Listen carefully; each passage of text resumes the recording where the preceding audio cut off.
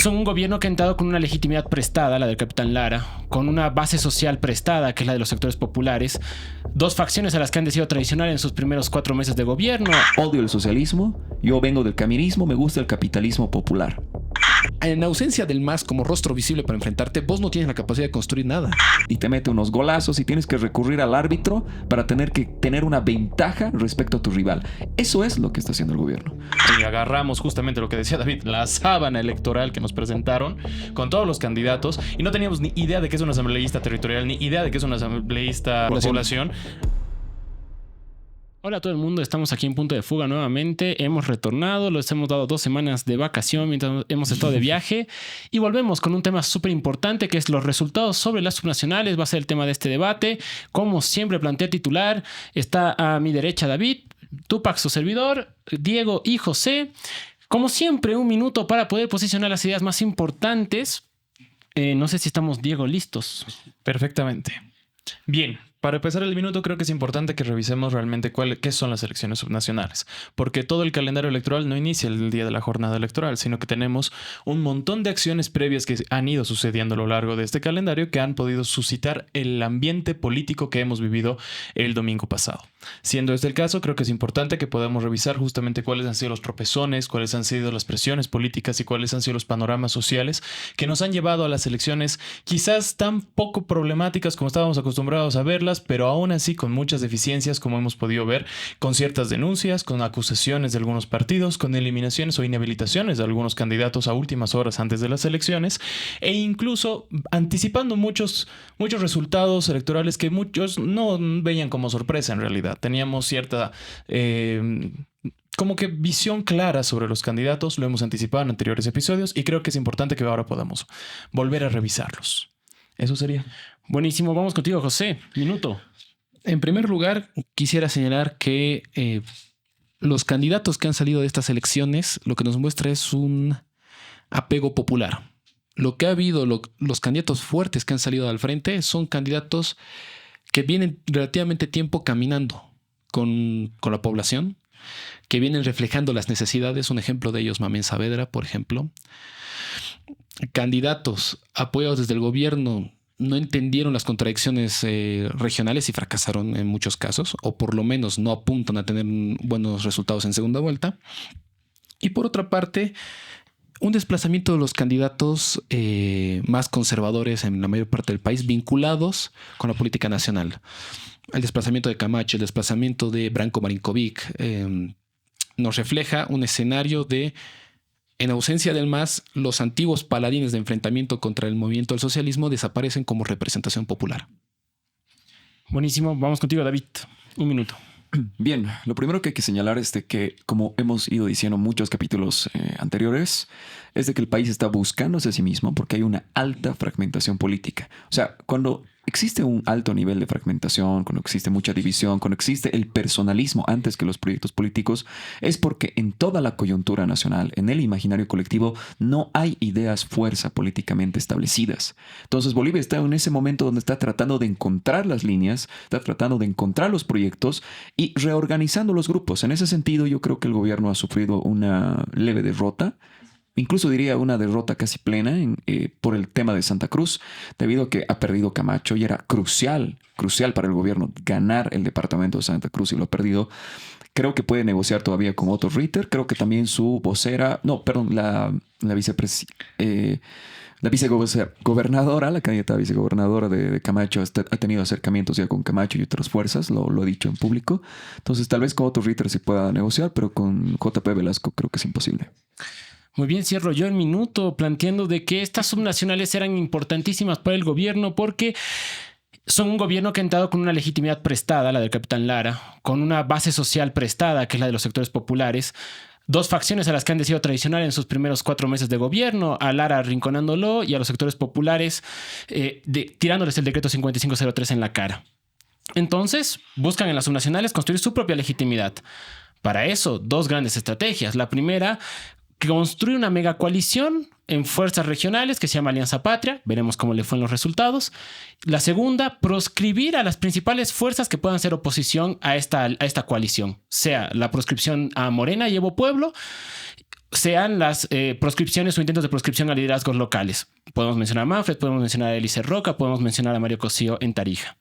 Sin duda, la propuesta que llevaron como coalición fue el 50-50 y vamos a ver qué también le fue a la estrategia del poderoso gobierno de la tecnocracia y de los que saben gobernar. Entonces arrancamos este debate. Me queda la pregunta un poco con José respecto al tema de la evaluación del gobierno. ¿Cuál es tu evaluación sobre el gobierno? Yo creo que el gobierno lo que buscó es convertir ese manejo del aparato estatal, ese cuento de que muchos de ellos se creen que porque son guapos o porque su hija es TikToker han sido presidentes, convertirlo esto en respaldo local. Tener un control del Estado. Lo que están disputando es el control del Estado en todas sus esferas. Tienen el gobierno central, les interesaba tener los gobiernos departamentales y locales y construir una coalición lo suficientemente fuerte para generar una gobernabilidad en las tres esferas, digamos, públicas del país: nacional, departamental, municipal. Creo que esa estrategia no ha funcionado.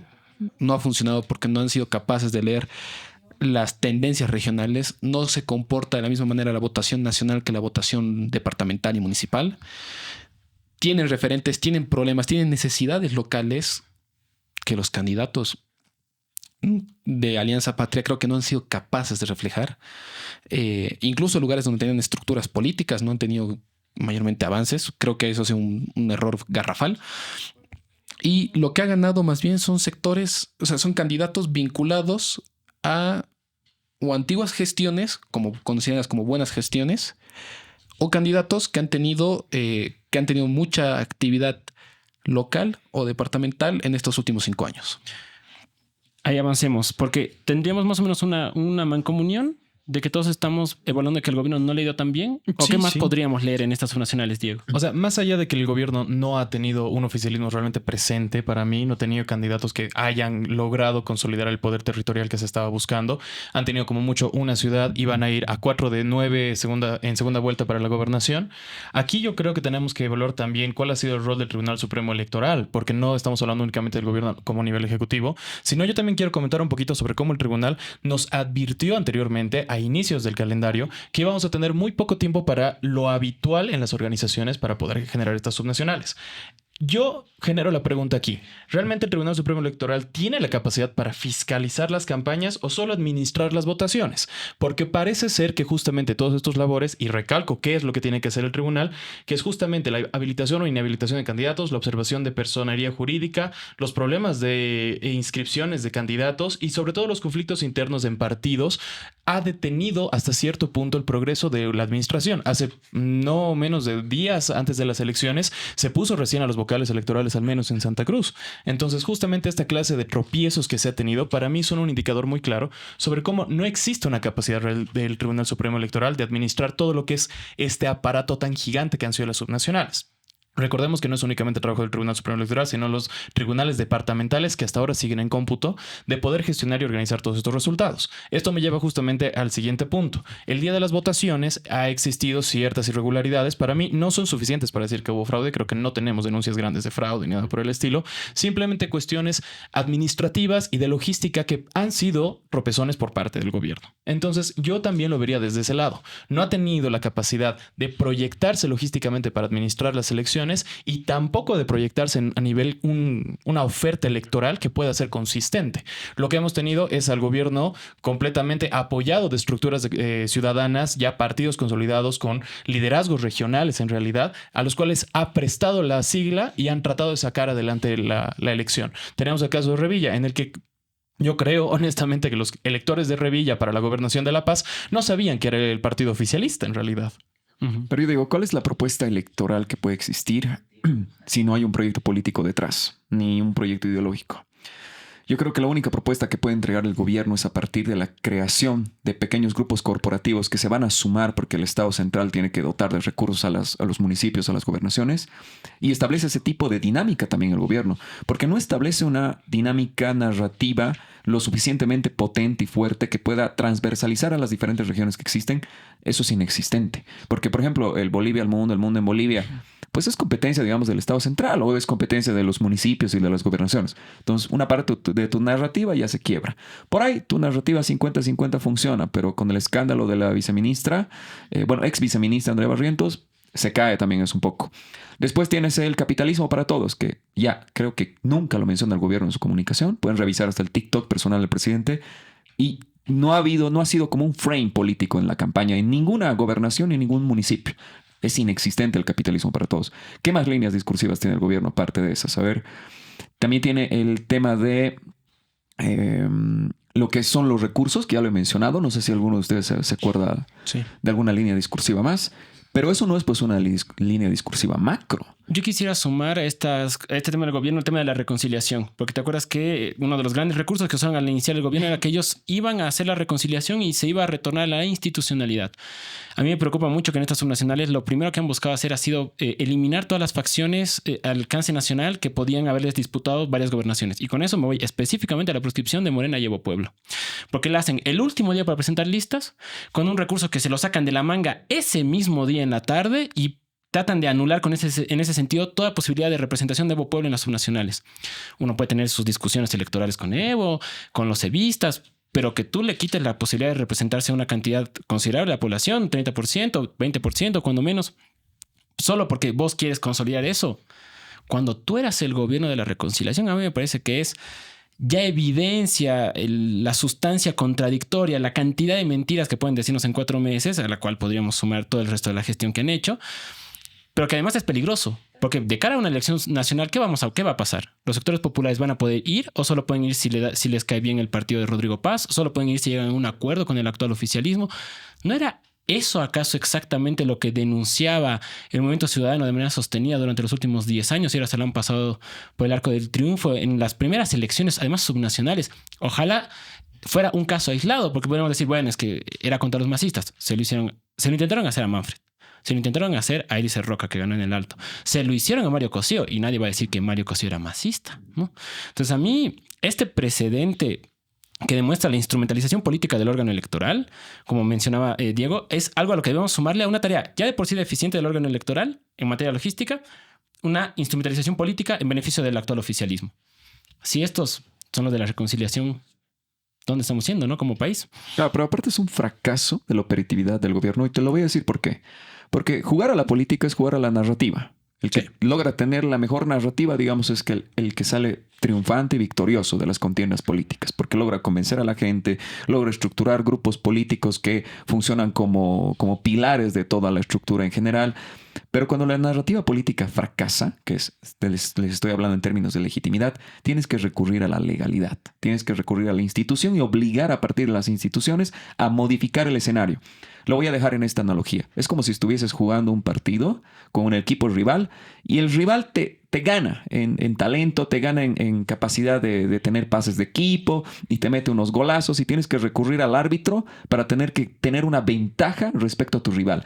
Eso es lo que está haciendo el gobierno. O sea, el gobierno tiene que recurrir a los diferentes 4 órganos del país para poder cambiar algo, las circunstancias, porque narrativamente no es lo suficientemente bueno. Y esto es culpa completamente de la gente que maneja su comunicación, que la gente que maneja su operatividad.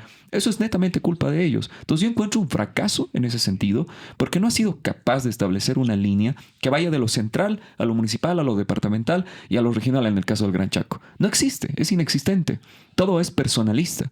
Estamos en una política de quién te cae mejor, de quién ofrece más, pero siempre desde un ámbito muy, muy ligado a lo personal, no ligado a grandes proyectos políticos. Y para mí ese va a ser uno de los principios del fin de este gobierno. Pero creo que justamente es algo que hemos visto constantemente. O sea, las estrategias que ha tenido Rodrigo Paz, incluso con la anulación del vicepresidente, ha sido la judicialización de todos estos procesos. Nos acotamos a la Constitución Política del Estado y mediante todo esto que está escrito aquí, yo me puedo respaldar en dar los decretazos que estoy dando. Yo estoy viendo ese patrón en todas las decisiones que está tomando el gobierno. Y creo que es importante empezar a revisar realmente cuáles son los alcances legales y cómo en realidad están articulando perfecta y minuciosamente todos estos alcances legales. Porque en muchos casos hay muchos abogados que dicen, no, es perfectamente constitucional, es perfectamente legal. Entonces, por más que sea una manipulación únicamente hacia su lugar, lo están haciendo, pero así minuciosamente. Y es lo que más me llama la atención. Creo que también para poder hablar de esto, tenemos que revisar que incluso con este esfuerzo de judicializar las elecciones, utilizar los instrumentos, tampoco les ha ido bien. Incluso con estas ventajitas que se han dado, no les ha alcanzado para poder seguir adelante con su proyecto político a nivel territorial. Y justamente aquí yo quiero empezar a hablar sobre los ganadores. Para ustedes, ¿cuáles son justamente los ganadores? Yo no les voy a dar nombres, no les voy a decir específicamente este es por este, pero para mí, a manera general, los ganadores se basan en liderazgos locales, sobre todo. Las candidaturas regionales que aparecen justamente como agrupaciones ciudadanas emergentes bajo la salida de una oposición tradicional, que es el MAS, ya inexistente. La lógica de la votación ha cambiado drásticamente. Ya no es más o anti-más, sino que ahora tenemos justamente estos nuevos liderazgos que no han podido adecuarse a partidos grandes. No hemos visto partidos así sumamente representativos como, no sé, la participación de Súmate de Manfred ha tenido sus candidatos repartidos, pero por ejemplo aquí en La Paz no ha logrado un gran resultado. En muchos otros lugares tampoco. Únicamente Manfred ha sido reelecto como tradicionalmente con una cantidad mucho menor de votos, por más que incluso ya tenía la preferencia, menores votos que tradicionalmente los tuvo, e incluso estas estructuras de grandes partidos no han sido suficientes. ¿Cuáles han sido los ganadores? Lo que les decía, agrupaciones ciudadanas, figuras técnicas o de gestión tradicional que hemos visto anteriormente que han destacado. El segundo puesto aquí en La Paz de la alcaldía es Iván Arias, que es justamente una lectura de, ok, él ha hecho gestión, sabe lo que es gestión, bueno conocido, perdón, malo conocido que bueno por conocer. Estamos viendo justamente esto, ¿no? No es necesariamente una representación de sectores regionales que van a buscar liderazgos óptimos o especiales, sino que estamos votando justamente por figuras técnicas o de gestión anterior conocida. Yo discrepo ahí. Yo discrepo porque, en primer lugar, yo creo que el fenómeno regional en Bolivia siempre ha tenido notas diferentes, siempre has tenido una presencia de estructuras locales que han generado su peso, su contrapeso político, sin ir muy lejos. El MAS ha ganado una vez la gobernación en el periodo de Evo Morales, pero ganaba en las nacionales con 70% en el departamento. Pero ha perdido dos veces, una vez contra Pepe Lucho y una vez contra Félix Pazzi, la gobernación de La Paz. La alcaldía del Alto solo la ha ganado una vez con Edgar Patana. Y en el Alto sacaba 70% de las nacionales. Yo siempre creo que ha existido estructuras regionales que representan demandas concretas que ahora sí, las figuras nacionales no siempre pueden transmitir su voto. Evo Morales, por más que intentaba en muchas regiones, nunca pudo transmitir el voto nacional en un voto regional. ¿Por qué? Porque las demandas regionales, los problemas regionales se mueven en otras dinámicas, en otras condiciones, en otras reivindicaciones. Lo que sí creo que y por eso en ese sentido lo que siento que existe, que hay en el país es representaciones más populares o representaciones más tecnocráticas, aspiracionalmente tecnocráticas. Representaciones, digámoslo así, de unos laristas en el sentido de gente que camina, que va, que busca, que pelea, que se siente su ajayu con los de a pie, o gente que se queda desde los escritorios, desde la administración pública de cómo debemos hacer las cosas. Yo creo que eso es lo que se ve en esta elección. Un bloque más popular, completamente heterogéneo, y un bloque más tecnocrático tradicional. Eso es lo que está en disputa y creo que ese bloque popular es lo que ha ganado más bien estas elecciones. Yo ahí te diría que completamente y rotundamente que no ha sido así necesariamente. Yo identifico, primero yo creo que para hacer el análisis hay que establecer, porque quieres establecer ganadores, perdedores, tienes que establecer al gobierno, digamos, en ese frame. El gobierno es perdedor para mí. Y si de lejos, claro, si el gobierno es perdedor, entonces los ganadores tienen que ser la oposición al gobierno. ¿Quién es la oposición al gobierno? La oposición al gobierno son los grupos populares no evistas, porque hay un grupo popular que no es evista, no es de izquierda. Por ejemplo, yo lo escuchaba el anterior día en una conferencia en el Senado hablar a Nilton Condori, que decía, odio el socialismo, yo vengo del caminismo, me gusta el capitalismo popular. Grupos populares no relacionados con algún tipo de izquierda. Grupos populares relacionados con izquierda, evismos, androniquismos que han estado repartidos en muchos lugares. Libre, porque Libre ha dado un golpe en Santa Cruz y en Pando muy importantes a nivel departamental y a nivel de diferentes municipios que existen en el país han competido casi en todo el país. De hecho, Libre ha competido casi en todo el país. Después tienes al grupo de las agrupaciones ciudadanas ya muy vinculadas a su región, pero no identifico yo esa dicotomía, lo popular o lo tecnocrático. Tenías, por ejemplo, a personas como Otto Ritter que iban recorriendo todo Santa Cruz con su peta. O sea, y no se puede decir que Otto Ritter es un político popular, más bien es un falangista. Él viene de la falange. Entonces, yo creo que hay que tratar de ver esa esquematización de la política boliviana y abandonar un poco las dicotomías políticas previas a esta nueva situación, que no solo es en Bolivia, es en el mundo, porque la izquierda-derecha yo creo que ya está empezando a ser insuficiente para analizar la política. ¿Dónde quedan entonces grupos populares que han votado por el Lara, que el Lara es un fan de Bukele y la izquierda odia a Bukele? ¿Dónde queda eso? ¿O dónde queda un Nilton Condori, digamos, que sí quiere reivindicar una sociedad abigarrada y ciertas asimetrías sociales, pero también entiende que el capitalismo es un medio para el progreso para las personas? Algo importante con lo que hemos iniciado, perdón que te corte antes, es que hay un alto nivel de fragmentación política y creo que estamos súper de acuerdo con eso.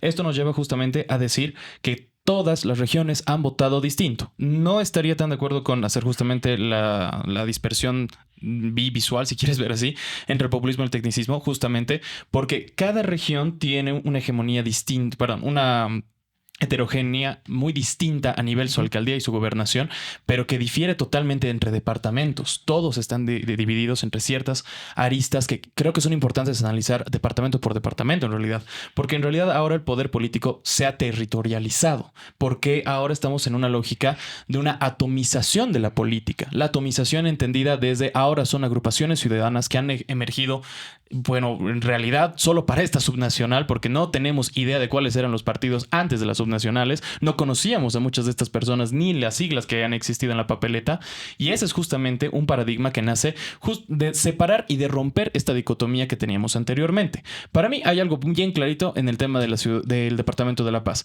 y es una frase que me ha encantado que le he visto en redes sociales: ha ganado el del teleférico y ha ganado el del Puma Katari. Ahí tenemos una lectura muy clara de cuáles son las visiones que tenían las personas. Yo me acuerdo perfectamente en este conversatorio justamente de la Camebola al que nos invitaron, cuando le hacían una pregunta directa a César y él decía: ¿cuál es su ideología política? ¿Usted es masista? Le preguntaron así de una, directo. Sí. Y él dijo: no, yo no tengo ideología. Somos un partido sin ideología. Que para mí me parece terriblemente inacertado poder decir eso, porque no estás realmente construyendo un proyecto político, como lo hemos dicho tantas veces aquí, pero que responde a esa necesidad de romper con la ideologización de las elecciones, de romper con todo este proceso de polarización que hemos visto antes.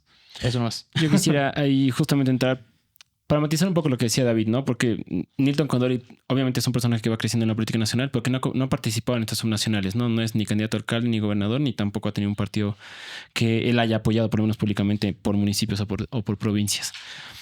Pero sí, yo creo que coincido con Diego en que no se puede leer las subnacionales entre masismo y antimasismo. Creo que eso es súper claro y lo tenemos los cuatro sobre la mesa. Entonces, pero yo sí creo que hay que, por ejemplo, matizar, ¿no? David decía la victoria de Libre en Pando, ¿no? Entonces, como que parece sorprendente. Cuando uno hace una lectura a las dos candidatas, tanto Eva Omeres como la que termina ganando por Libre, las dos vienen de la estructura masista. O sea, las dos han sido parte de las gestiones masistas en anteriores gobernaciones, en anterior alcaldía. Eva Omeres ha sido senadora en la última gestión. Entonces, tú dices, bueno, un momentito. ¿Cómo es que los masistas o ex funcionarios masistas están yendo por Libres y Libre es tutista? Bueno, es que tú estás confundiendo la disputa política en un marco nacional con una disputa política en un marco regional, ¿no? Donde muchas veces las siglas en las elecciones subnacionales no representan una ideología determinada, sino representan a una coalición de un conjunto de gente que dice, bueno, necesito una sigla, necesito candidatear y tengo una estructura de gente que me apoya y consigo una sigla. Entonces voy por Libre, ¿no? Voy por MDA, en el caso de Eva Omeres, ¿no? Pero ahí te interrumpo brevemente. Es que no solo es conseguir la sigla, porque la sigla te coloca condiciones. Porque hay siglas que sí funcionan como taxi partidos y donde hay que pagar y ya tienes la sigla y se acabó. Pero hay estructuras políticas donde te dicen, ya, vas a entrar a pesar de tu pasado, pero yo voy a meter gente de mi estructura. Claro. Entonces, te cambia la fórmula completamente, porque es una forma que tienen los partidos en Bolivia para que esa persona que entre, si es que llegara a ser ganadora, no haga lo que quiera y tenga que estar de algún modo controlada por ese eje vertical del partido. En teoría se supone que debe funcionar así, hay que ver cuántas veces realmente eso ha funcionado, digamos, ¿no? Porque en teoría MTS, la anterior gestión, ha logrado ganar en Beni y Pando, tanto gobernaciones como alcaldías. Entonces, y ahorita MTS en Pando y en Beni no existe, digamos, ¿no? O sea, han tenido un par de alcaldías por ahí perdidas. Y a mí me da la cuestión de si Patxi tenía control político de esas gobernaciones o si esas gobernaciones en cuanto asumieron se independizaron. Yo me animaría más a lo segundo, digamos, ¿no? Y luego tienes el caso de Potosí y Oruro, que igual me parecen súper importantes, porque en Potosí tú tienes un gobernador, el único junto a la de Pando que gana en primera vuelta, que lo hace siendo ex senador por el MAS, siendo ex alcalde por el MAS, pero que ha construido él su sigla propia. Entonces él no concurre a la elección con sigla prestada, sino con la AS, que es la que él ha fundado, y te es segunda fuerza en la ciudad de Potosí y te gana la gobernación. Y te gana además una serie de alcaldías a nivel provincial, a nivel rural. Oruro, lo propio. El Edgar Sánchez, igual del MAS, o sea, igual de la estructura del MAS, que tiene su propia agrupación que es Hacha, que no solo te gana la gobernación en primera, va a segunda vuelta, pero como primera fuerza con 20 y tantos puntos de distancia con el segundo, sino que además te gana entre 5 y 6 alcaldías, ¿no? Entonces, yo creo que ahí tienes que matizar, ¿no? Porque tienes cuadros que vienen, sí, de una experiencia política, que no se ideologizan dentro del MAS, pero que vienen de esa experiencia política y de gestión y que la gente valora esa experiencia y gestión y dice, bueno, yo te voto. Entonces hay combinación popular y gestión. Yo creo que es muy acertado el ejemplo, pero no solo podemos verlo en casos de exmasistas, sino que también lo tenemos en todos los partidos. A mí lo que me impresionaba es justamente que Súmate no había elegido a Miguel Roca como su candidato y Miguel Roca ha tenido que sacar su propio partido para ir a las elecciones y le ha ganado al candidato de Súmate. Al Choco Soliano le ha ganado Roca, siendo que se estaba robando su sigla. Entonces no es únicamente un caso solo del masismo que está tratando de encontrar espacios políticos, sino que también son un montón de políticos que están saliendo disparados por todos lados porque los partidos tradicionales, los partidos de ideología nacional, no han sabido ser capaces de proyectarse a las subnacionales. Porque la lógica territorial ha funcionado, como lo decíamos antes, en el crecimiento y en el incremento de agrupaciones ciudadanas en realidad. Porque estas agrupaciones son las que han salido a representar lo que José bien decía anteriormente, las necesidades. Las subnacionales son una foto clarísima de cuáles son las necesidades específicas de las ciudades y de los departamentos que no responden necesariamente a una línea ideológica nacional. Y este es el beneficio que hemos tenido justamente al tener tantísimos candidatos en las subnacionales. Yo rescato mucho esta parte que me parece súper positiva para la democracia. Una participación súper amplia en la que se está empezando a construir realmente cuál es la ruta y el camino que queremos seguir. Yo creo que no hay esa ruta, no hay ese camino. Hay diferencia. Que avance el José y le metes. Yo creo que son dos elementos diferentes. Uno es, y vuelvo con insistencia, el escenario subnacional nunca ha estado determinado exclusivamente por la polarización nacional. Los alcaldes y los gobernadores que hemos tenido siempre han reflejado eso en los últimos 20 años. Fijémonos, Percy Fernández, ¿qué era? ¿Era masista o no era masista? Percy Fernández era Percy Fernández. No estaba marcado en... Podía amarlo a Levo como odiarlo. No era relevante. Percy Fernández ganaba porque él había sido capaz de construir y hacer planificación urbana desde los años 90 en la ciudad y tenía su estructura local. Y yo creo que la diferencia que existe entre las elecciones previas al 2020 con respecto a las actuales es que cada vez más las agrupaciones ciudadanas no son estructuras políticas concretas departamentales, sino son algún candidato que consigue ir, con notadas excepciones. René Joaquino, pero René Joaquino, por ejemplo, en Potosí, ha sido antes alcalde de la ciudad de Potosí. El propio Manfred ha sido 5 veces alcalde. Esta es su 5ª vez de alcalde. Por supuesto que tiene estructura en Cochabamba. Propio Revilla. Algunos casos se dan como esto, pero la mayoría de los alcaldes, la mayoría de los gobernadores que han dado la sorpresa no tienen estructura. ¿Cuál es la estructura de Juan Pablo Velasco? Libre no es un partido. O de Mamen incluso. Mamen yo creo que tiene algo más, porque por lo menos ha trabajado durante 5 años. La imagen de Mamen en el TikTok yendo a denunciar los errores de Johnny Fernández y de la gobernación. Pero además Mamen ha sido 2 veces alcalde. Digo, concejal. 2 veces concejal. 10 años por lo menos. Y ahora, ojo, el Soliano ha sido 18 años seguidos parte de y claro, no lo ha logrado. Claro. Soliano podríamos ponerlo como un gran paréntesis ahí de las dudas, digamos. Pero yo creo que la mayoría no tienen estructuras. Es la diferencia con las elecciones subnacionales pasadas. Y en ese sentido también en varias regiones, yo me atrevería a decir, no hay un ganador, sino el que acumula un poco más de votos que los demás, pero que no es significativo. Decir que Revilla ahorita ha ganado, por ejemplo, la gobernación de La Paz, dista mucho. Sacó 22%. Es el mismo porcentaje que sacó Rafael Quispe en la anterior elección. Y es el mismo porcentaje de nulos y blancos. Nulos y blancos, claro. Para empezar. En lo que está el cómputo hasta ahorita, sí, está tas con tas. No te implica una victoria. Es más, necesitaría sacar más del doble de la votación actual para tratar de ser gobernador en una segunda vuelta. Otros casos sí son más evidentes, digamos, de victoria. Pero siento que en ese sentido, vuelvo con el tema de candidatos populares, porque el fenómeno que vemos en parte, sobre todo del occidente, son candidatos vinculados con redes sociales expresando las necesidades de la gente. Edgar Sánchez se construyó desde antes de la elección nacional del año pasado como TikToker orureño que reflejaba, este es el problema, y hablaba de todo, hablaba de historia, hablaba de los problemas de Oruro, hablaba de la situación del campo. El cuate no es de la ciudad, viene del campo orureño. El alcalde de Potosí jugó con un esquema similar. El Mostajo, aunque salió tercera fuerza, existe porque es TikTok, no existe porque sea full o algo por el estilo, sino porque fue TikTok y era conocido porque denunció. Y es más, la gran sorpresa fue que el Vikingo le volteó en última hora la elección a Mostajo, porque todo el mundo le daba Mostajo los hace segunda vuelta sí o sí. Pero ese es su capital, digamos. El Mamén se construye con TikTok. El Mamén es TikTok al fallo. Entonces, esos espacios son los que creo que son importantes rescatar. Y los espacios más tecnocráticos, entre comillas, yo los resumiría más bien a Manfred en Cochabamba, más por viejo que por cualquier otra cosa, y Tarija, la alcaldía de Tarija, que Johnny Torres es reelecto como alcalde, sin ser una figura mediática ni destacada ni nada por el estilo. Yo creo que ahí hay un error fundamental que yo creo que hay que señalarlo. Por ejemplo, Diego rescataba mucho la parte de las agrupaciones ciudadanas, que cada municipio ha buscado sus diferentes demandas a partir de diferentes figuras, pero yo creo que eso es algo muy crítico y lo voy a mencionar por qué. Porque tus gobiernos municipales, departamentales, tienen que ir alineadas de la política nacional, porque las leyes, tu política exterior, tu política económica, tus políticas públicas en incidencia social, en diferentes aspectos de la vida ciudadana, tienen que ir pues alineadas respecto a lo que se está decidiendo en el gobierno. Y eso no solo pasa en Bolivia, pasa en muchos países del mundo, porque no es como que el gobierno central es algo desconectado, más bien está hiperconectado con el resto de municipios de este país y de gobernaciones y tiene que trazar pues, un plan de desarrollo. Si cada región va a tirar a lo suyo, ¿cómo vas a trazar pues, un país que pueda competir a otros que sí son capaces de articular todos esos núcleos urbanos para dirigir el país hacia un lugar en concreto?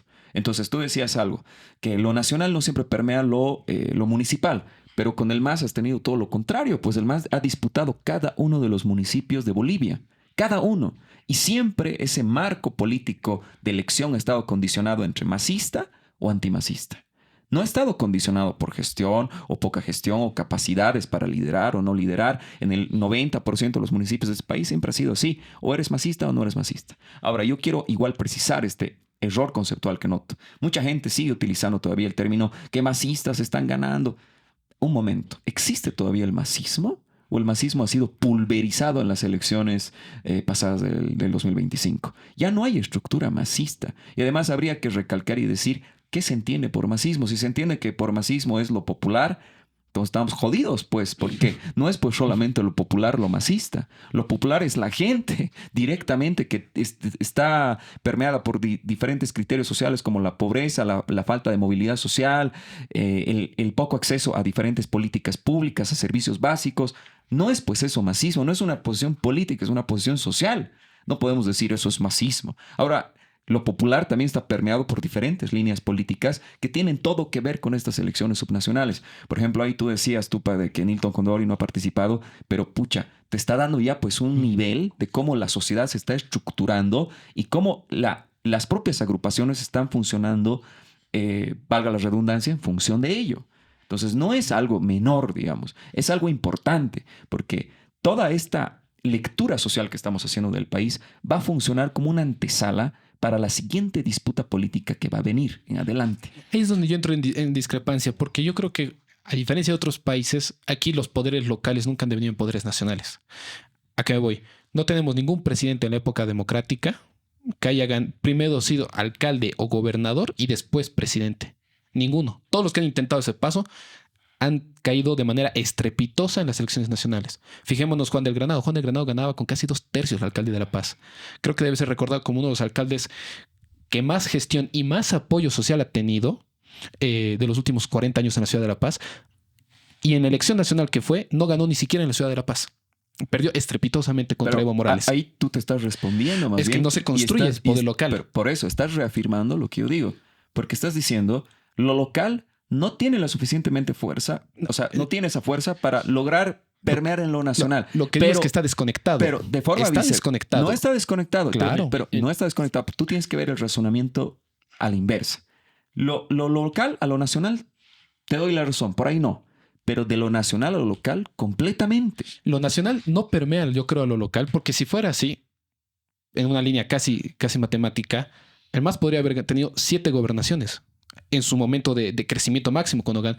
El MAS ha ganado el 2014 en el departamento de Santa Cruz y nunca ha estado ni siquiera cerca de ganar la gobernación de Santa Cruz. Pero, Ni cerca. Con diferencias del 20-30% pero de esos son los diferencia. núcleos urbanos, pues. Yo quisiera ahí matizar un poco la discusión que están teniendo, porque creo que son cosas que no necesariamente se contraponen, digamos, ¿no? Ya. José dice, los liderazgos locales muy difícilmente en el país, en la vía democrática, crecen a liderazgo nacional. Yo creo que eso es bastante evidenciable con un montón de casos, desde Johnny Fernández, desde los Fernández, pasando por MSM, pasando incluso por demócratas, digamos. O sea, demócratas ha sido hegemónico durante 15 años en Santa Cruz y nunca han logrado ser ni siquiera segunda fuerza a nivel nacional, digamos. Incluso ¿no? lo hemos visto con el Manfred en las últimas elecciones. Exactamente. Claro. O el propio Manfred, digamos, ¿no? Ahora, lo que dice el David, yo lo interpreto más como un deber ser que es necesario, en el sentido de que si tú tuvieras un gobierno nacional que lograra imponerse en las subnacionales y entonces construir una gestión vertical, digamos, que todo lo que se planifica desde el gobierno nacional se articula con todo lo que son municipios y gobernaciones, entonces el país podría tener una mejor trayectoria. Ese es el deber ser. Pero ya se ha hecho, pues, el movimiento del socialismo. Pero ¿por qué lo logra el movimiento del socialismo? Digo, ¿no? Porque yo siento que ahí el movimiento del socialismo nace como una articulación de los sectores sociales que se va irradiando, digamos. Entonces, yo creo que lo que pasó con el MAS es una virtud muy particular en la historia democrática de Bolivia, que es que el MAS logró tejer no los liderazgos locales para hacerlos nacionales, sino que logró tejer las bases sociales, las bases votantes, las comunidades, los sindicatos, los campesinos, los sectores periurbanos, y desde ahí fue construyendo liderazgos que iban emergiendo. Entonces te iba ganando Oruro, te iba ganando Potosí, te iba ganando La Paz.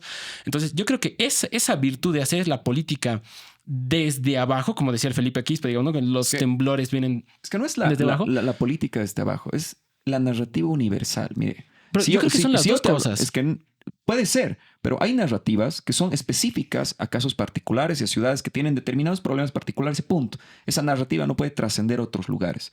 Pero lo que tenía el MAS era una narrativa transversalizadora y universal. Reivindicación. Todos nos podemos sentir en ese sentido de reivindicar lo que es lo popular, lo indígena, lo campesino, porque era universal, porque permeaba casi todos los aspectos de la sociedad. Y te hablo solo de una línea discursiva del gobierno. Exactamente. Y te sumaría, yo creo, la más importante del primer momento del MAS, que es la idea de la Asamblea Constituyente. Porque cuando el MAS dice, vamos a hacer una Asamblea Constituyente, que es algo que no lo parió el MAS, sino que lo da a luz la crisis de octubre, la guerra del gas, pues el MAS retoma eso y dice, bueno, vamos a hacer un país donde todos estemos dentro. Y eso abrió un debate, pues, enorme y hermoso para que Potosí, Tarija, el Gran Chaco, Chuquisaca, Oruro, Beni, Pando, todos digan, bueno, yo quiero ser parte de ese nuevo país y quiero que se me respete, sea autonomía, sea recursos, sea regalías, sea descentralización, sea inversión pública. Entonces, el MAS no solo tenía, y eso yo creo que fue la gran virtud, no solo tenía una narrativa como los espejitos de colores que anda vendiendo el Rodrigo Paz, sino que tenía una visión de país. ¿Qué Bolivia queremos? ¿Qué Bolivia queremos para todos? Y en esa Bolivia entran todos. Entra el agroindustrial cruceño, entra el campesino cochabambino, entra el comunario de Norte Potosí, entran todos. Pero ¿no? eso ya es... Esa es la virtud. Ya lo que tú estás diciendo, la parte final es una narrativa ya más valorativa. Así como si fuese lo mejor del mundo y no ha sido necesariamente así. Pero te doy la razón. Había una visión de país. Yo considero que no ha sido la mejor y que estamos apuntando muy mal. Podemos discutir si era Podemos bueno discutir eso después. Pero la hubo, llegando a los subnacionales, ese es para mí el problema. Justamente, ¿por qué no logras permear y no logras colocar el marco político para que los distintos municipios compitan en ese marco? Es porque no hay una narrativa universal del gobierno. Es inexistente. Y no la va a haber tampoco, porque yo creo que no tiene las personas con las capacidades y las adecuaciones para lograr ese sentido crítico. Porque también recuerda tú que cuando el movimiento del socialismo logra instaurarse en el país, tenía ideólogos, Tenía pensadores, tenía intelectuales que eran capaces de generar y de tener una lectura del país equivocada, bueno, no importa, pero tenían una lectura del país. ¿Quién es el ideólogo del gobierno? Sumo. Es inexistente. ¿Hay un pensador del gobierno? Yo te diría que hay algo más. O sea, aun si la tuvieran, la visión de país, el gobierno ahorita carece de la legitimidad para imponerla. Porque lo primero que ha hecho ha sido traicionar todos los sectores que lo habían votado. Digamos. Yo creo que eso es fundamental para entender por qué el gobierno ha entrado en un impasse y las subnacionales le dicen la realidad, han tocado piso, digamos, con ese impasse, digamos. No carecen de proyecto de país y carecen de la posibilidad de exportarlo. Podían haber sostenido una base de legitimidad porque habían volteado esa legitimidad de lo popular a las clases medias tradicionales. Pero ahí tienes para mí la mayor derrota del gobierno. Pierdes el departamento de Santa Cruz. Era extremadamente clave que tengas ese departamento porque si ibas a negociar el 50-50, que es uno de los aspectos que más le importa al departamento de Santa Cruz, lo ibas a hacer a través de mis condiciones con alguien con quien yo cuento porque es mi aliado y lo vamos a negociar con él. Pero ahora ya no tienes una persona con la cual negociar eso en tus términos y condiciones. Ahora puedes tener un JP que puede funcionar como una oposición política y estructural completamente fuerte. Porque Santa Cruz es pues la representación de las clases medias de este país. Yo quiero añadir justamente un tema ahí y creo que es importante revisarlo justamente en este pase entre lo nacional reflejándose en lo subnacional. Cuando nosotros observamos cuál es el tipo de votación o elección que tienen tradicionalmente las personas en lo rural y en las zonas urbanas son altamente distintas. Sobre todo en las zonas urbanas, hablando de la ciudad de La Paz, la ciudad de Cochabamba y la ciudad de Santa Cruz, tenemos justamente votos que van mucho más allá de la idea de este es mi ideal ideológico. No, más bien en realidad la gente vota por la gestión. Por eso hay doble gestión del Movimiento Sin Miedo, hay doble gestión de Revilla, hay doble gestión, incluso ahora es quinta gestión, ¿no? De Manfred, y en Santa Cruz más de lo mismo. Para mí hay una cuestión bien interesante ahí y es analizar cuál es el tipo de votación que está teniendo la gente. Idealmente sí debería ser el ideológico de, ok, si quiero que realmente las cosas funcionen y sigan una línea entre lo nacional y lo subnacional y que podamos subirnos todos al barco del 50-50, debería ser como dices tú, David. Sin embargo, para mí, justamente que Arias haya salido en segundo es justamente por este tipo de votación tradicional que tienen en las zonas urbanas. Y aquí hay algo bien interesante que considero que debería ser visto no únicamente como una diferenciación, sino como una lectura súper importante para ver cuáles son los nuevos procesos que van a vivir las gobernaciones. El voto rural tradicionalmente vota por esta representación popular que dice José, que no se lo refleja y no se lo ve en las ciudades. Por eso esta contradicción que existe para mí no sustenta suficientemente la idea de por esto el gobierno principalmente ha perdido. Y con esto último que he explicado, quiero dar un segundo perdedor. Para mí el gobierno no es el principal perdedor, sino que el segundo perdedor en su mayoría es la oposición tradicional, dicho sea el MAS. Por más que no les guste aquí a los chicos, la oposición tradicional solo tiene un bastión que sigue siendo súper importante, que es la gobernación de Cochabamba, que me parece que es tradicionalmente algo que íbamos a esperar y que íbamos a tener sin discusiones. Sin embargo, el resto de representación que se consigue a nivel todo el país son justamente lo que decía Tupac. Son personitas que han fugado del partido, se han conseguido otra sigla y han salido desde la estructura del MAS a representarse políticamente. Para mí esta es una seña muy interesante que es justamente la disgregación y la fragmentación de lo que hemos visto anteriormente como una gran oposición entre MAS y antimasismo. Y este es otro indicador que para mí es súper importante que lo revisemos. ¿Por qué Arias gana en realidad? ¿Por qué Arias gana en su primera elección frente a Sol en La Paz? Ahí el voto era claro. ¿Quién le podía ganar al MAS? El Arias era prácticamente un voto consigna. Y el Arias sale justamente por esto. Entonces, hay que revisar cuánto tiempo había pasado de esta polarización política entre un partido hegemónico, que era el MAS, contra todas las otras opciones. Es esa la única razón por la que Arias sale alcalde en realidad.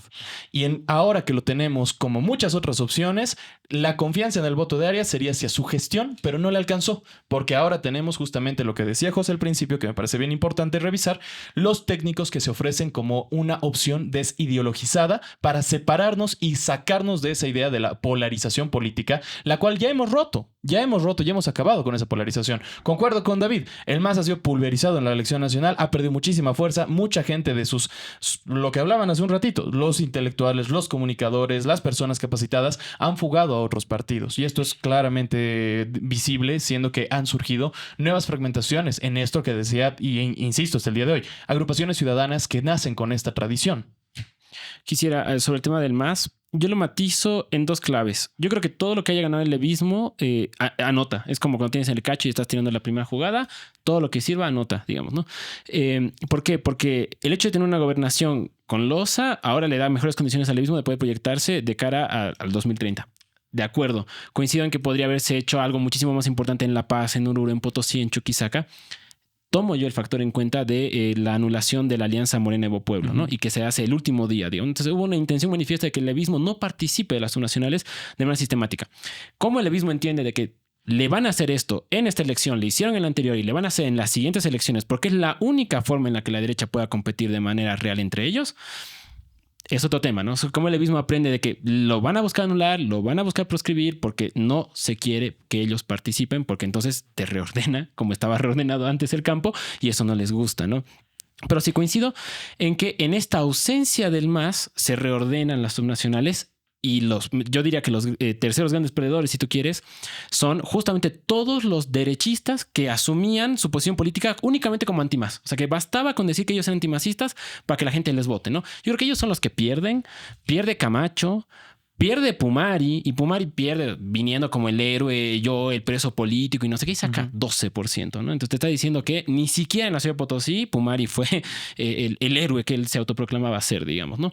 El propio Revilla, que repite la votación de Rafael Quispe, o sea, todos los que cuya única acción y mérito político era el ser antimasistas, terminan naufragando porque cuando retiran el MAS, tú tienes que demostrar que tienes capacidad de gestión, de propuestas o de visión de municipio, de gobernación, y ninguno la tenía. Siempre fue decir que el MAS lo hacía mal y cuando les tocó a ellos, bueno, papito, ahora sí, hazlo tú. Naufragaron el barco pero de una forma, pero estrepitosa, digamos, ¿no? Eso me parece también muy importante para reflexionar de cara a estos nuevos 5 años, ¿no? Porque sí, el bloque popular está fragmentado.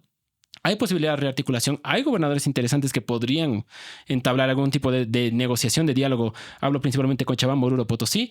Habrá que ver quién gana en La Paz. Ahí te sumo las nuevas izquierdas también, las nuevas ofertas de izquierda. Coincido. Entonces yo creo que eso nos lleva más bien quizás a esta parte final del debate, digamos, como para entrar ya a este cierre. Bueno, no cierre, pero como último eje. Sí, te escucho. Sí, yo quería robar ahí.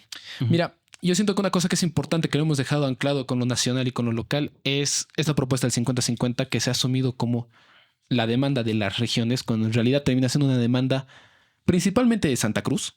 Es un problema de Santa Cruz. Santa Cruz es el que embandera el 50-50 y es más, lo imponen como si fuera la demanda de todos los departamentos del país.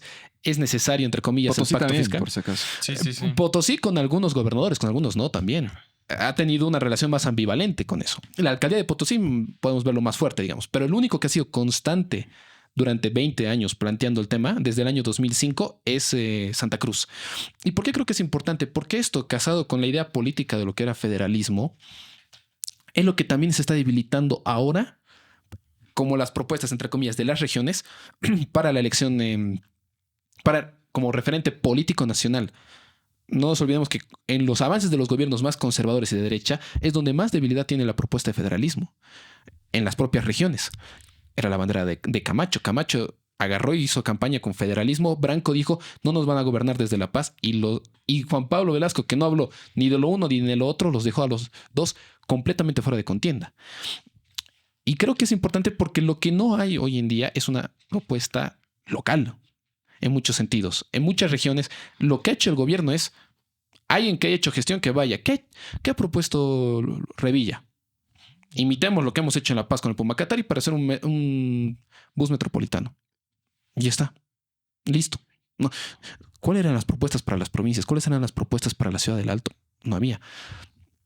Creo que lo que también tiene el gobierno como error es asumir que los candidatos justamente antimasistas se van a enfrentarse. Y lo que hay es una playa de candidatos electos que en su representación se terminan o no acomodando a ciertos intereses, pero intereses completamente locales, intereses que no se van a definir como antimasistas. Y lo que estaba buscando el gobierno era cómo todos los antimasistas nos volvemos un bloque para hacer gobierno. Y eso es lo que no está funcionando. Eso es lo que les ha fallado al gobierno de Rodrigo Paz, porque en ausencia del MAS como rostro visible para enfrentarte, vos no tienes la capacidad de construir nada. Y no está apuntando a construir una nueva estructura nacional. Rodrigo Paz no está apuntando a construir un partido, tanto así que lo que hace es revivir el partido de su padre, revive al MIR Nueva Mayoría, para darle sostén jurídico junto con unidad nacional en las regiones que necesita. Están repitiendo la idea de que con figuras vamos a ganar y no les interesa un proyecto nacional ni un proyecto local. Eso yo lo cerraría mi parte por ahí. Yo estoy de acuerdo con eso, pero te menciono algo. Yo creo que seguimos pensando y haciendo ese análisis, muchos intelectuales académicos, de el masismo versus el antimasismo. Claro. Y nos cuesta reconocer que este país ya es otro. Y es muy diferente. ¿Por qué no ha sido masismo, antimasismo? Porque, por si acaso, si fuese así, el gobierno se hubiese aliado con Libre. Libre representa pues, todo lo contrario, ¿verdad? ¿No? Al masismo, lo que ha significado. Entonces, no es necesariamente así. Yo creo que seguimos analizando con categorías que en su momento funcionaron y fueron válidas porque nos ayudaban a entender la realidad boliviana, pero hoy día tenemos un nuevo país que nadie está siendo capaz de entenderlo a cabalidad. Tenemos un país fragmentado con un bloque popular que piensa en términos de izquierda y derecha para algunas cosas. Tenemos un bloque de clases medias tradicionales que piensa en términos de izquierda y derecha para otras cosas también, porque por ejemplo tienes a los progresistas, clase medieros, reivindicadores de activismos medioambientales, animalismo, feminismo, grupos LGBT, pero esas son ideas típicamente de izquierda, pero son clases medias que defienden también ciertas estructuras de poder. ¿Dónde colocas ese grupo de personas? Pero también así tienes otro grupo de personas que son conservadores, patria, Dios, familia, pero también defienden ciertas estructuras de poder. Y en los grupos y en los sectores populares tienes gente que apoya el capitalismo, camirismo en Occidente, y tienes otra gente que reivindica modos de producción más comunitarios y sociales. Entonces, ya no vale para mí lo masismo o lo antimasismo. Ya dejó de ser suficiente esas categorías para analizar este país. Y tenemos que adecuarnos, porque si nosotros queremos hacer el ejercicio de pensar Bolivia, el ejercicio de entender el país, que es lo importante, más que las propias ideas que nosotros generamos respecto a qué cosas, tenemos que analizar esa realidad tal cual es. Y tener la valentía de decir, puta, ya todo lo que he aprendido ya no sirve. Hay que crear nuevas categorías. Eso es lo que hay que hacer en Bolivia. Coincido plenamente. Yo quiero justamente mencionar algo que nosotros no estamos diciendo directamente, y es que señalamos todos los errores y las incapacidades de los partidos y de los grupos ciudadanos y de todas estas personas, actores políticos, de no poder proyectarse más allá del masismo-antimasismo. Estoy totalmente de acuerdo. Pero también nos estamos olvidando de la incapacidad de la gente propia, de vos, elector promedio, de poder informarte y salir de la burbuja de todo lo que han sido las denuncias de desinformación, campañas de deslegitimación, guerras sucias, presiones de autoridades electorales, todo lo que han sido estos procedimientos comunicacionales que han bombardeado a la gente en estas elecciones, justamente han legitimado todavía esta burbuja de masismo-antimasismo. Y para mí es súper importante revisar que nosotros, las personas de a pie, las personas promedio que vamos y votamos el anterior fin de semana y agarramos justamente lo que decía David, la sábana electoral que nos presentaron con todos los candidatos, y no teníamos ni idea de que es un asambleísta territorial, ni idea de que es un asambleísta por población. Es justamente ahí donde entra la democracia real. Nosotros nos estamos olvidando que democracia no es ir y votar. Democracia también tiene derechos y también tiene deberes ciudadanos. Tus deberes ciudadanos son informarte, buscar a tu candidato, tratar de buscar quién te representa más, leer los planes de gobierno, aunque sea ver los debates, ¿no ve? Entonces ahí yo creo que nosotros también estamos fallando mucho como sociedad. Estamos fallando mucho porque estamos acostumbrados a que nos sirvan en bandeja de plata.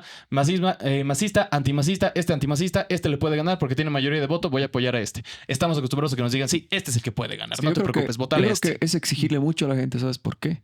Porque la gente espera de la democracia desarrollo, espera seguridad, espera salud, espera las respuestas a las demandas que generan los diferentes grupos sociales, pero que la democracia no es capaz de lograr cubrir esas demandas. Por esa misma razón, cuando ves todos los estudios en temas democráticos, Latinobarómetro, los estudios de la POP, etcétera, etcétera, encuentras que hay un decaimiento drástico de la democracia, porque la democracia es sujeto como un medio. Estamos viendo a la democracia como aquella herramienta que nos va a servir para entrar a una etapa de progreso, una etapa de felicidad social, pero cuando en realidad la democracia no está siendo vista como un fin en sí mismo, porque es valiosa la democracia por sí misma. Sí, yo ahí tomaría también un concepto que es ese tema de la fragmentación del voto, porque mucha gente habló de que es más democrático cuando hay 800 candidatos en cada papeleta, y en realidad el problema es que en gestión te genera una fragmentación tan grande que la pregunta es cómo vas a construir gobernabilidad. Voy a dar algunos casos los concejales, terribles, ¿verdad? Digamos. En La Paz, César Doguele tiene 3 de 11 concejales. Elise Roca en el Alto tiene 3 de 11. Hay 5 fuerzas en el Alto, 6 fuerzas en el Alto que tienen cada una un concejal. Cada una un concejal. En Oruro, NGP tiene 3 de 11. MTS, 3 de 11. Al revés, ¿quiénes tienen mayoría? Mamén, 10 de 11 concejales. Manfred, 6 de 11. Y Johnny Torres, en Tarija. Son los únicos. En 10 alcaldías principales que tienen mayoría en sus propios consejos municipales. Entonces, a veces también este tema de la fragmentación del campo político, algunos intelectualoides lo disfrazan como que, ay, no, y de fiesta democrática, cuando en realidad lo que generan son situaciones de ingobernabilidad para las alcaldías y para las gobernaciones que van a terminar generando pactismos, generando coaliciones. Pero eso es bueno. Sí, yo también defiendo de que puede ser bueno, en Puede realidad. ser bueno si no terminas en una lógica de terminar cuoteando, comprando a cada uno de los concejales para que te apruebe lo que tú quieras. Porque si la idea democrática de sacarlo al MAS era generar una atomización de las concejalías y de las gobernaciones para que entonces se loteen y se les pague a cada uno de los candidatos para comprar su voto, entonces lo que hemos hecho es volver a los 90 y a la lógica prebendal de la política. Y ahí yo tomo, digamos, porque justamente de eso fue de lo que salimos para tenerlo, entre comillas, las grandes figuras municipales y departamentales de los años 2000. Antes de Juan del Granado, todos los alcaldes tenían que estar matándose entre Condepa, ADN, MNR y UCS por gestión. Pero es decir, no era ¿qué hacemos por la ciudad de La Paz? No. ¿Cómo garantizo que el de UCS y el de ADN no se me vaya? Ya, le doy esto a esto, le doy esto a aquel. La famosa idea de la democracia pactada como exclusivamente mantener gobernabilidad sin ningún tipo de gestión fue lo que permeó este país durante 15 años. Y la fragmentación regional, que el Condepa existía en el Alto, existía en la ciudad de La Paz, pero no había un voto de Condepa en Santa Cruz, era también lo que marcaba. Entonces, yo creo que eso sí es un fracaso, porque en realidad solo podemos pensar, al igual que en el gobierno nacional, un proyecto, una planificación de lo que el país necesita a 5 a 10 años, cuando lo que tú estás pensando es, yo tengo el poder, ¿cómo desarrollo la región? Si mi principal preocupación es cómo no se me voltea el consejo municipal, no vas a construir ningún tipo de gestión. Fijémonos, Arias se la pasaba negociando con alguno que otro concejal tránsfuga del MAS. ¿Y qué hizo de gestión? Juan del Granado pudo hacer la gestión que tuvo porque al final generó una gobernabilidad de largo aliento y pudo generar 2/3 en el concejalía y agarró y hizo toda la planificación que se le dio la gana.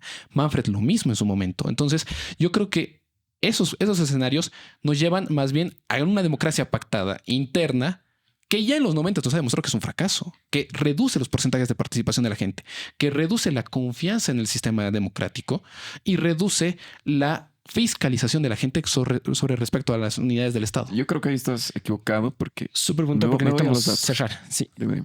No, que tenemos el tiempo ya. súper contado. Que O sea, alimentas turbo. Sí, Sí. turbo. En resumen, Latinobarómetro marca buenas etapas democráticas. Desde 2010 empieza pica abajo en toda Latinoamérica y incluido Bolivia. Entonces, ese dato es falso, que tú dices que la gente tiene mayor confianza en la democracia, que es más de carácter vertical, unilateral. Si en el pactismo había una mejor conceptualización de la democracia y una mayor confianza, de hecho. ¿Y por qué caen las participaciones de votación en 20-30%?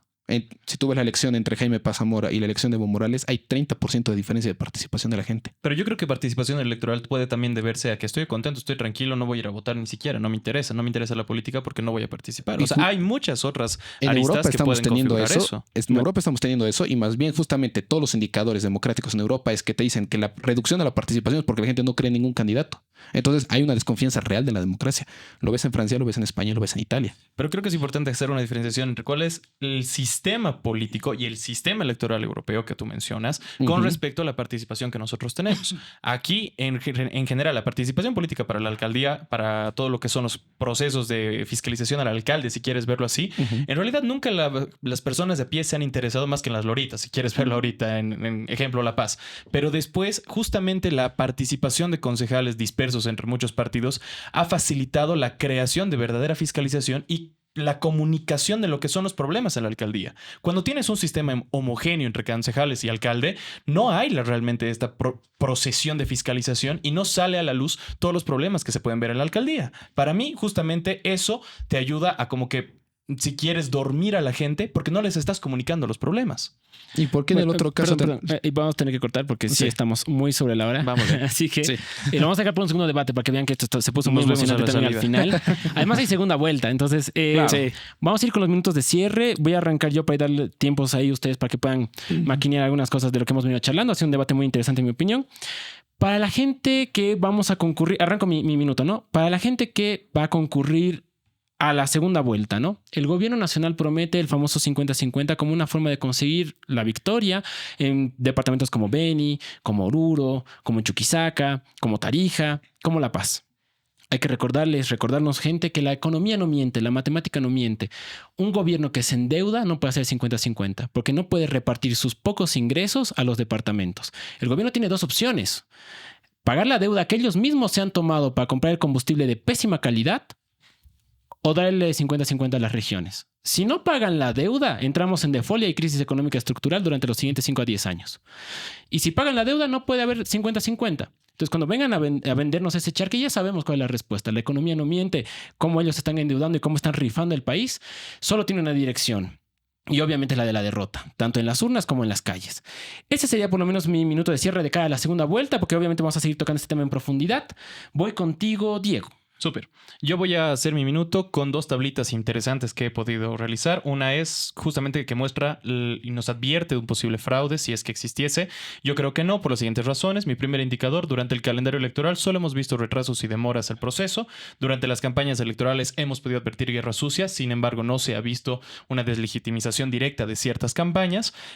Justamente en el conteo durante el proceso después de la jornada electoral tenemos un conteo en curso, tenemos resultados que no están siendo deslegitimizados. La jornada tuvo ciertos problemas, pero aún así solo logísticos y no así de denuncias políticas de fraude. Y además la confianza se ha visto baja, pero no suficiente como para poder hacer la denuncia de lo que les comento. Los indicadores en el poder territorial, que es algo importante que tenemos que revisar. Las alcaldías capitales, oficialismo no se ve reflejado en estas, ha perdido muchas, ha tenido como unas cuantas pocas. Las gobernaciones se van a ir a una segunda vuelta, podemos hablar de esto más adelante. Sin embargo, el oficialismo no va a participar al 100%. Las agrupaciones ciudadanas han crecido y esto responde a una lógica de únicamente local, y la oposición tradicional ha perdido dramáticamente en estas elecciones. Vamos contigo, José. Lo que hemos tenido con estas elecciones es un proceso de debilitamiento de la derecha históricamente antimacista. Vemos un debilitamiento de los proyectos de miembros vinculados al separatismo, vinculados al golpe de Estado del año 2019. Una dispersión de la derecha. Ya no podemos hablar de que existe la derecha boliviana, sino las derechas locales, regionales, tanto más mezquinas que antes. Y lo que encontramos en contraposición son proyectos locales que representan un bloque popular, unas grandes mayorías que no necesariamente son abiertamente de izquierda, pero sí tienen tendencias de izquierda en muchos de sus casos, que están representando las necesidades territoriales. Y quien ha tenido la gran victoria de este proceso es aquel que ha sabido expresar las demandas locales, las demandas de la gente que menos tiene cobertura por parte del Estado. Y la derecha, las derechas, han sido incapaces de reflejar esto. Han sido más bien sectores vinculados con salirse dentro del marco del gobierno, o incluso gente que ha estado vinculada con el movimiento al socialismo. Cerramos contigo, David. Bien, lo primero que hay que mencionar es de que has tenido un escenario de alta atomización, una fragmentación. Se ha dejado de tener ese frame político que existía antes con el masismo. Actualmente el país está tratando como que de reencontrarse de nuevo y tratar de esclarecer el rumbo coordinado a través de sus diferentes niveles del Estado, central, departamental, municipal. Tratar de encontrar una vía a partir de esa fragmentación. Hay un reacomodo de fuerzas, pero en esa línea también recalco de que es justamente un problema estructural para el propio gobierno, porque el gobierno necesita sustentarse en pilares que sostengan la legitimidad de su accionar político, de su accionar personalista, y esos pilares están siendo cada vez mucho más fragmentados, débiles, debido a que ha perdido ciudades muy importantes en donde ya no va a poder tener esa misma capacidad de acción política. Entonces creo que es un escenario que puede costarle a futuro, que ya lo vamos a ir viendo en el desarrollo de este año, pero veo yo un peligro muy alto en esto para la legitimidad del gobierno y su continuidad, por supuesto. Esto ha sido Punto de Fuga. Les recordamos que estamos saliendo por el canal de OStream. Les pedimos, como siempre, su like, que dejen todas sus críticas, comentarios, aportes en la sección de comentarios y que lo compartan, por favor, para que llegue a la mayor cantidad de gente, para que sigamos creciendo como canal, como programa y como comunidad. Nos estamos viendo en un próximo debate.